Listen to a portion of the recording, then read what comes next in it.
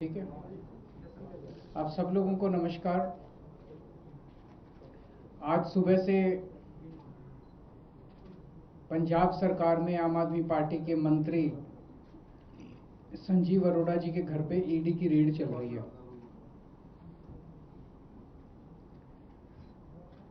ED का काम है कि देश के अंदर अगर कहीं मनी लॉन्ड्रिंग हो रही है तो उसको रोकना, उसकी जांच करना। अगर इस मकसद से ईडी अपनी कार्रवाई करे तो हमें कोई परेशानी नहीं है। लेकिन जो हमने देखा कि जब से मोदी राज आया है इस देश के अंदर, सीबीआई भ्रष्टाचार के रोकने के लिए काम नहीं करती और ईडी मनी लॉन्ड्रिंग रोकने के लिए काम नहीं करती।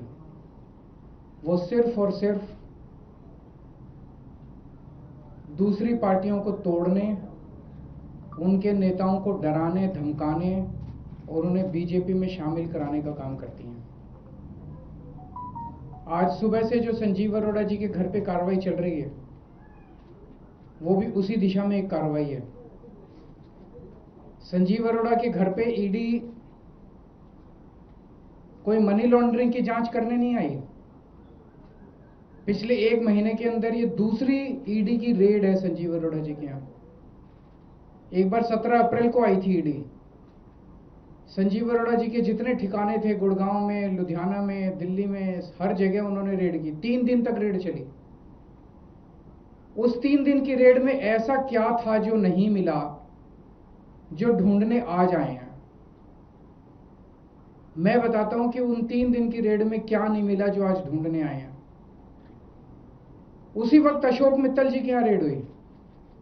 उनके यहां भी 3 दिन रेड चली और उस 3 दिन की रेड के बाद अशोक मित्तल जी ने बीजेपी ज्वाइन कर ली। उनके यहां रेड खत्म हो गई, उनका सारा मामला रफा दफा हो गया। संजीव अरोड़ा जी ने बीजेपी ज्वाइन नहीं की। उस दिन उन पे काफी दबाव डाला गया, बीजेपी ज्वाइन कर लो, बीजेपी ज्वाइन कर लो। अगर वो उस दिन बीजेपी ज्वाइन कर लेते तो शायद आज ईडी की रेड नहीं होती।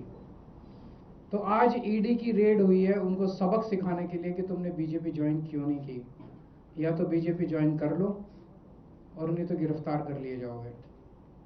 इसलिए आज ईडी की रेड हुई है। यह बहुत ही दुख की बात है जिस तरह से एजेंसीज को दुरुपयोग किया जा रहा है मोदी राज के अंदर। पंजाब को खासकर मोदी जी टारगेट कर रहे हैं। पंजाब के लोगों के साथ धक्का किया जा रहा है। पंजाब के लोगों के साथ नाइंसाफी की जा रही है। पंजाब के लोगों को कुचलने की कोशिश की जा रही है।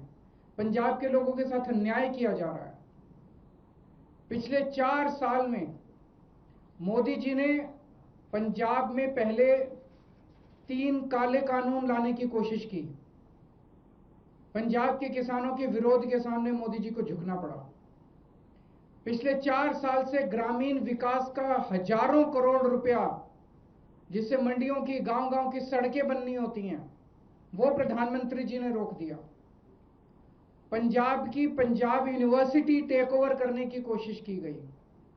चंडीगढ़ को हरियाणा को ट्रांसफर करने की कोशिश, पंजाब से छीनने की कोशिश की जा रही है।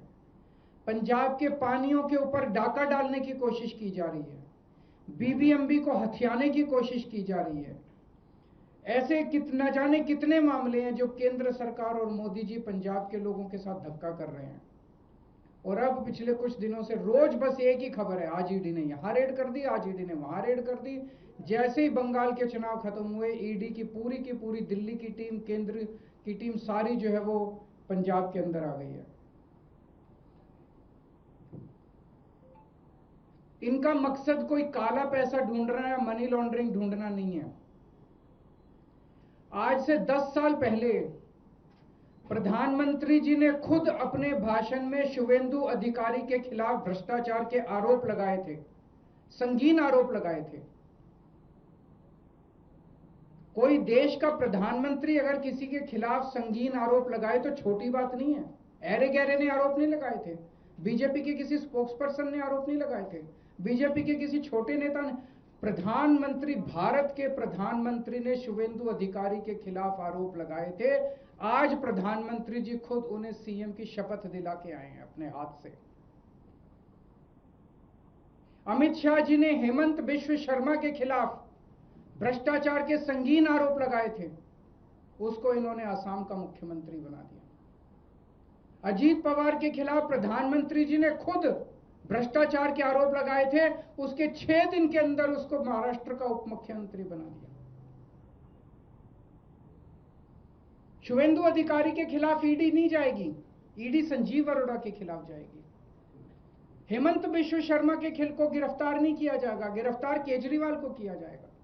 अजीत पवार को गिरफ्तार नहीं किया जाएगा, गिरफ्तार मनीष सिसोदिया। क्यों? उन्होंने सबने बीजेपी ज्वाइन कर ली। तो इनका मकसद देश से भ्रष्टाचार दूर करना नहीं है, इनका मकसद मनी लॉन्ड्रिंग रोकना नहीं है, इनका मकसद केवल और केवल दूसरी पार्टियों के नेताओं को तोड़ के बीजेपी में शामिल करवाना है। आज पंजाब के अंदर इनके पास चुनाव लड़ने के लिए, खड़े करने के लिए नेता नहीं है, इसलिए दूसरी पार्टियों को तोड़ तोड़ के अपनी पार्टी में शामिल कराने की कोशिश कर रहे हैं।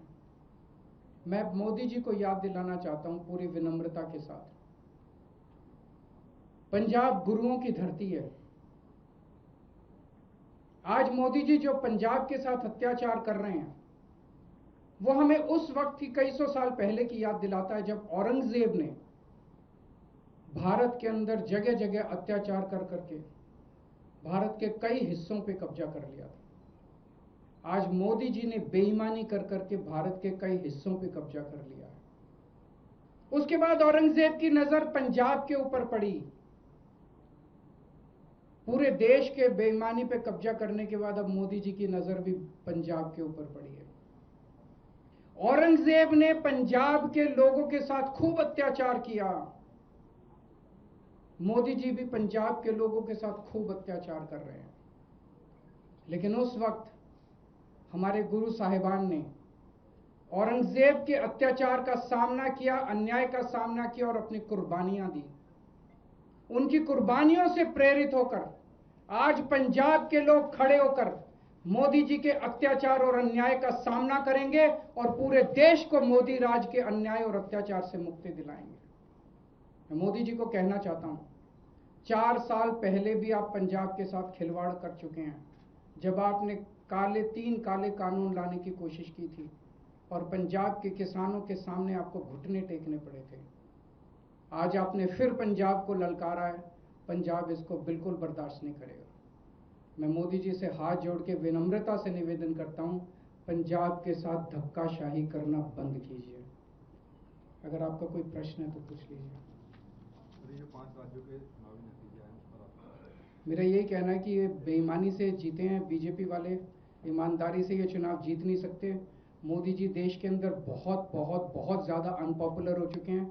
अगर ईमानदारी से एक भी चुनाव कराया जाए तो बीजेपी एक भी स्टेट इस देश के अंदर नहीं जीत सकती। सर, इट सीम्स लाइक कि अब बीजेपी पंजाब को लेके बहुत ज़्यादा फोकस्ड है, बंगाल का कैंपेन उनका ओवर हुआ, तो ये कहा जा रहा है कि पंजाब जीतना उनका सपना है, बॉर्डर स्टेट आखिरी बचा है जहाँ उनकी सरकार नहीं है। मैंने तो कहा था औरंगजेब का भी सपना था और मोदी जी का भी सपना है। औरंगजेब को भी पंजाब के लोगों ने मज़ा चखाया था, मोदी जी ये गलती ना करें। Tamil Nadu is still waiting. Governor is not. आज ये वाला चलाइए, नहीं तो आप भटक जाएंगे।